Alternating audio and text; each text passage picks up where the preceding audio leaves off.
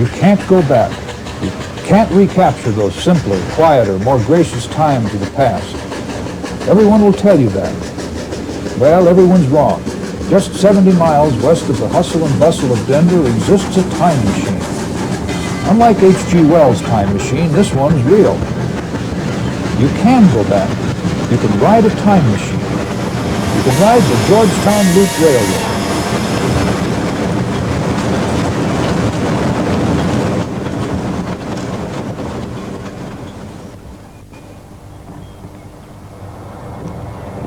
Mist still hangs low in the valley as number 40 is fired up.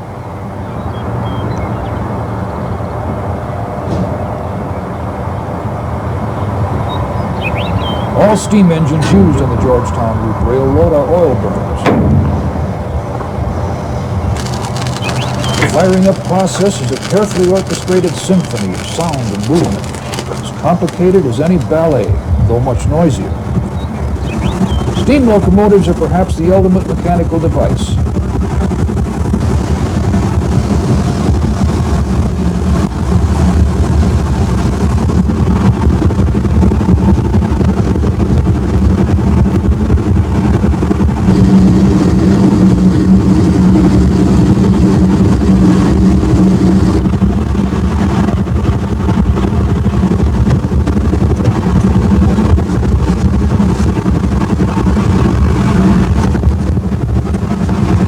This locomotive and its stablemate, number 44, both pulled trains on the International Railway of Central America.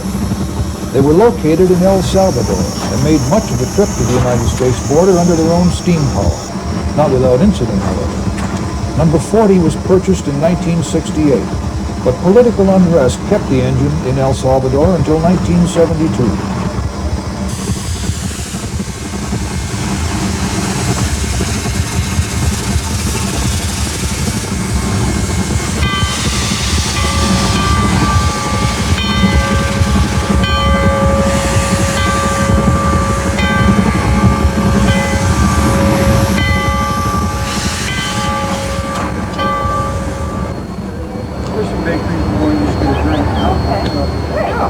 Enjoy. Bye-bye. Bye-bye.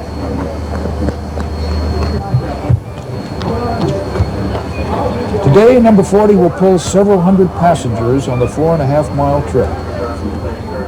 While the short seasons close, the Georgetown Loop Railroad will carry nearly 100,000 passengers, train lovers, thrill seekers, or just plain tourists.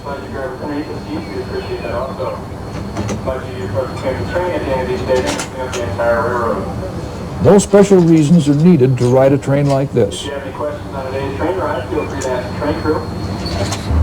And we should be leaving here momentarily. So enjoy your ride on the Georgetown Loop Railroad. But the line wasn't built to carry tourists.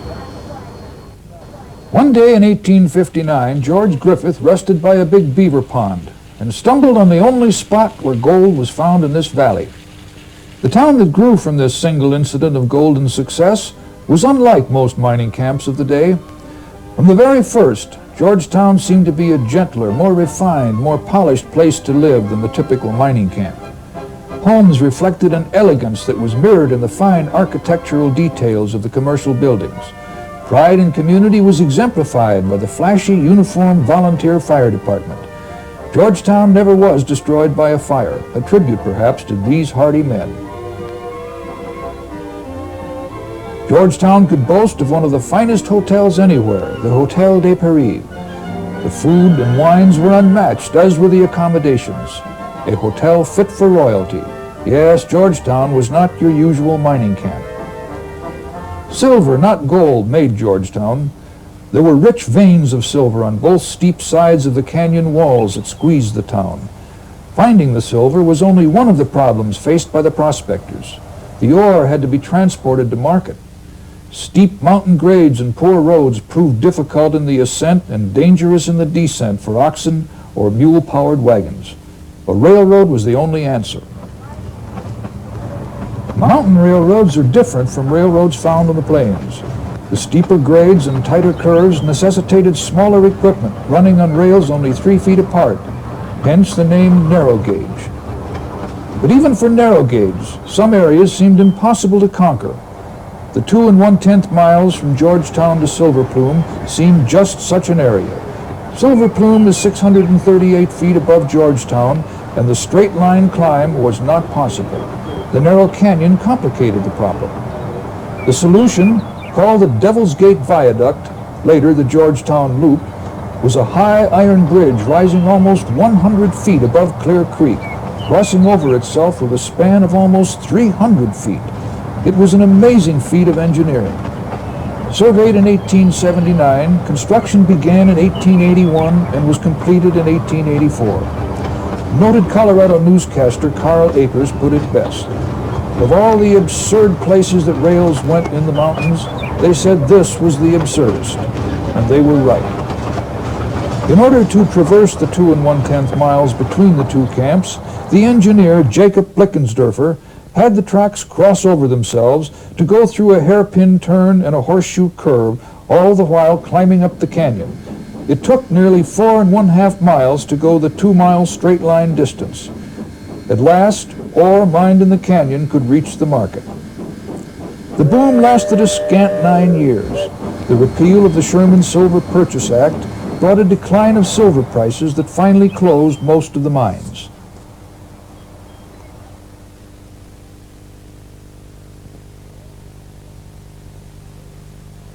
But all was not lost. Tourists had discovered the loop. The trip from Denver to Georgetown was an easy one-day excursion. The scenery was spectacular, and of course there was nothing like the Devil's Gate Viaduct anywhere. Tourists soon replaced ore as the paying load. This rare motion picture footage shows a tourist train going over the Devil's Gate Viaduct in 1904. This is one of the earliest known examples of a motion picture camera placed on a moving platform. It is also the only known motion picture footage of the original loop. Tourists haven't changed much.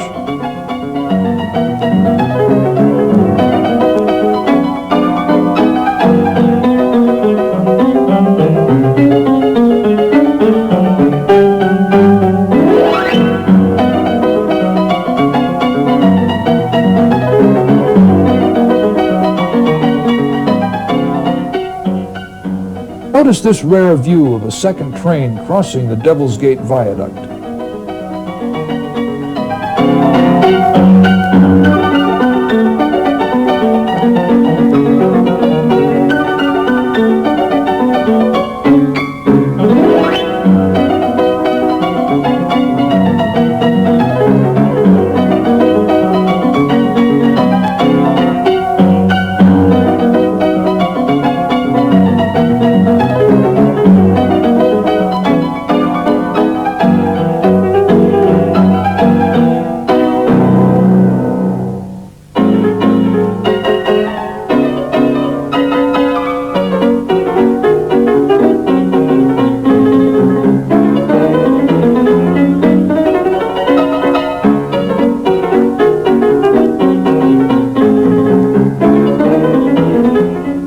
This view of Georgetown is an invaluable aid to historians.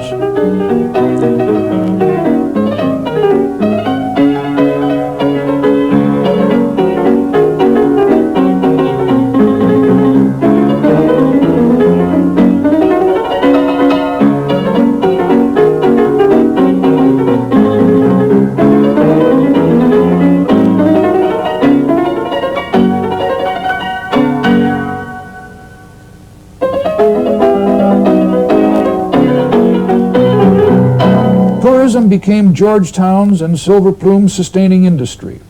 A vast array of souvenirs attest to the worldwide acclaim of the Georgetown Loop, postcards by the thousands. But there were other, more elegant keepsakes to take home.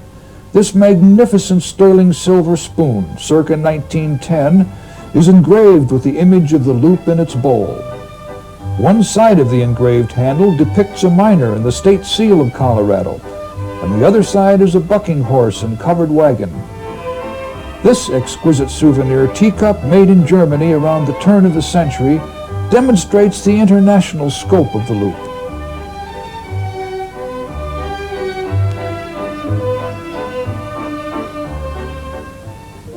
mining boom died out and Americans became infatuated with a new invention, the automobile. The Colorado and Southern's little narrow-gauge line held on bravely until 1939. Then the rails were pulled up, the once famous high bridge was sold for scrap, and an era came to a close, almost unnoticed by the general populace. Someone did put up a marker at the site of the bridge, but not many people ever bothered to read it.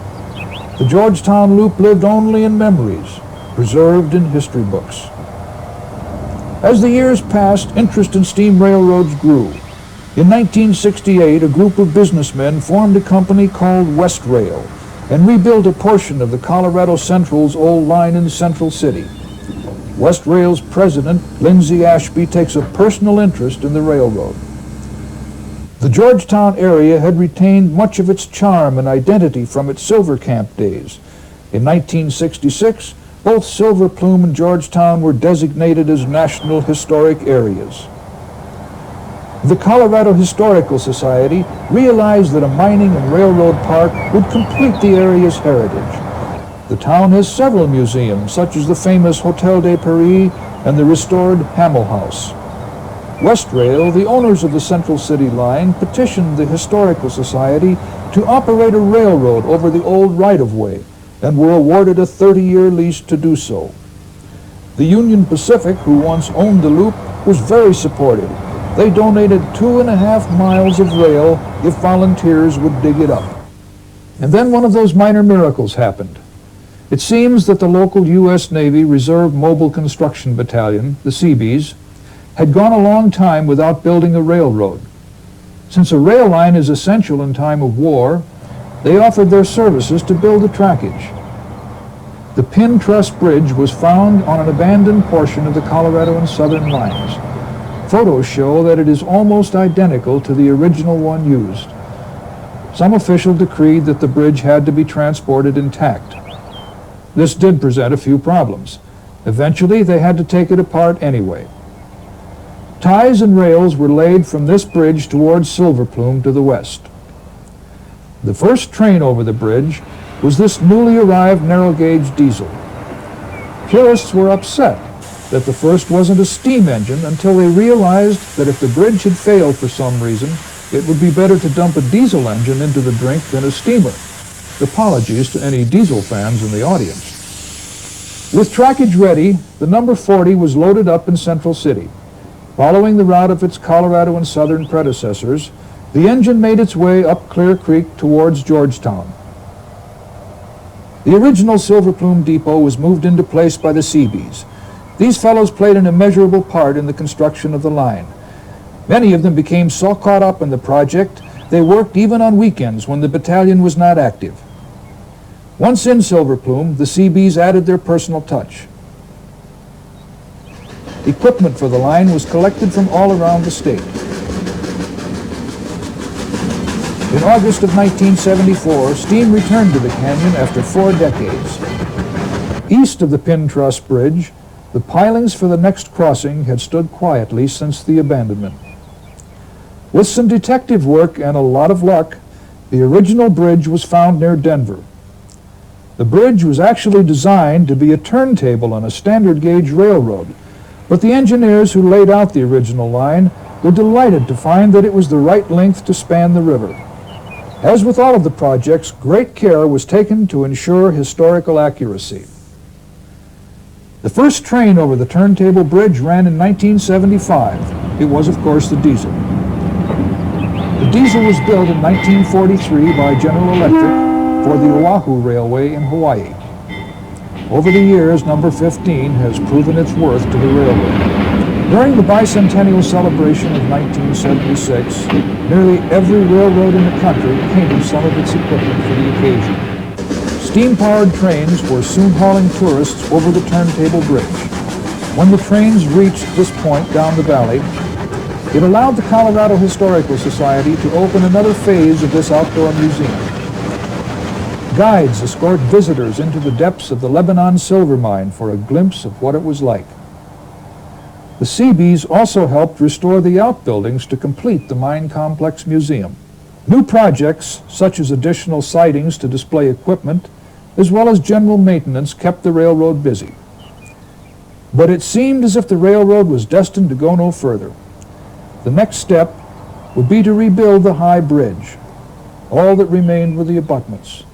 Conservative estimates put the cost at $1 million. Yet another miracle. Denver's Betcher Foundation offered a grant for $1 million to rebuild the high bridge. Following that were grants of $400,000 from the Gates Foundation and $200,000 from the Atlantic Richfield Foundation. The loop would indeed be rebuilt. Construction began in June of 1983. When the original bridge was built, the railroad had a difficult time obtaining enough help. In spite of high wages, men would take the free train ride from Denver, take one look at the bridge, and slip off to get a much safer job in the mines. As each span was eased into place, at least one official would ride up with it on the crane. If you look carefully, you can still see some of the officials' fingerprints embedded in the steel where they had a grip. In an interesting case of completing the circle, the center span took a ride on the rails itself before assuming its new job of supporting rails. The structure was completed on September 25, 1983, but Colorado's weather took over. Rails were not laid until the following spring. The first train across the bridge was pushed by the diesel, quietly and with no fanfare or cameras around, on the night of May 30th, 1984. The diesel pushed this flat car loaded down with rock for ballast across First. Finally, at 7:58 a.m. on June 1st, Shea engines number 8 and number 14 backed down from Silver Plume and eased confidently onto the bridge. The number 8 whistled, and the number 14 answered in triumph, announcing that the time machine had been completed. The echoes reverberated down the canyon and through time itself. Steam had returned to the Devil's Gate Viaduct. As you probably noticed as it crossed the high bridge, Shays are different. If steam locomotives are indeed the ultimate mechanical devices, then Shays are the ultimate steam locomotives. Shays transfer power to the wheels through a series of helically cut gears and universals. This makes the engines less stiff and more powerful, but slower. Shays can climb steeper grades and negotiate sharper curves. The Georgetown Loop Railroad has 3 of these unique locomotives. The final piece of the puzzle fell into place when a plate girder bridge was found in Nebraska and transported to Colorado. The loop is completed by spanning Clear Creek for the 4th time. The Historical Society built a new theater, ticket office, and pavilion at the Georgetown terminus. Silver Plume hasn't been forgotten during all this time. A new engine facility has been completed, which allows maintenance of the locomotives during the long winter months. Let's fuel up the engine for a run. A steam-powered pump on the right is hooked up to a steam line on the engine and pumps oil from the tanker on the left to fuel the engine to make the steam which pumps the oil. Sort of perpetual motion. And the result? Well, come on. Let's take a ride. It is made of steel and has poured concrete pilings and abutments, and it makes this bridge about 5 times stronger than the original. That's a good deal. It's about 3 times heavier than the original equipment that ran over the line.